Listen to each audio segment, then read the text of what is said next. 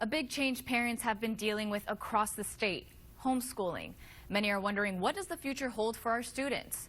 We reached out to the superintendents of Miami-Dade and Broward County schools to discuss each county's approach to helping students rebound and stay on track. It was career day.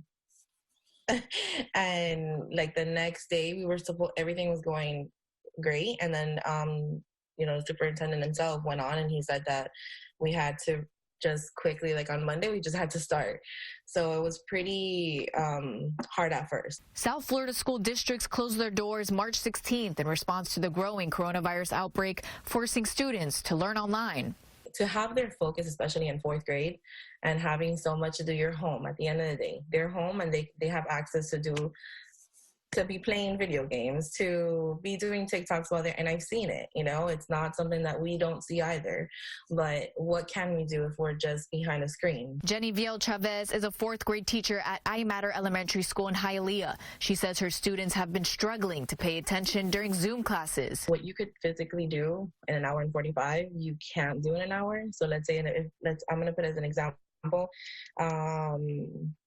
You have to teach a chapter book, and it'll take me a week if I'm there, obviously, because it's a lot better and a lot more time that we have with them.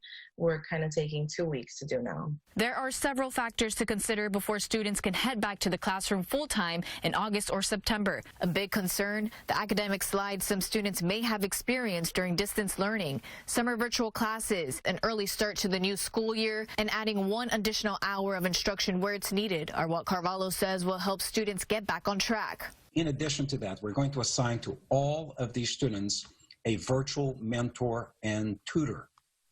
We believe that this redundant approach, right, even if they miss one opportunity, there will be a number of other opportunities for expanded recovery available to them.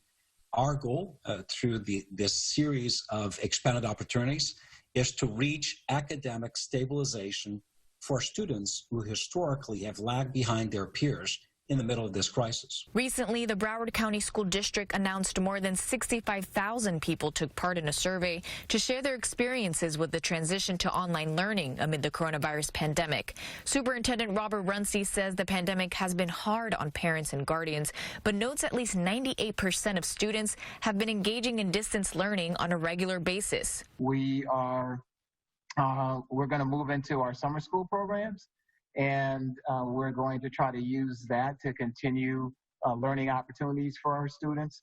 American Heritage Schools is launching their first online summer program for students who may need to catch up or get ahead, and it's available to students around the world. We expanded our offerings of what we usually have to about 116 offerings for the summer online program.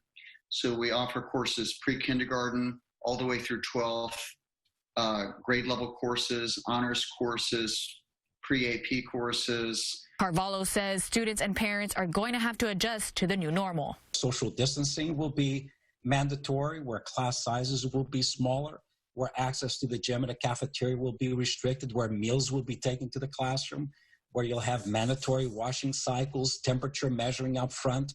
With all of that, there'll be some parents and students who may say, I really thrived in this distance learning environment. We ought to be able to deliver that. And then there will be a whole host of blended models.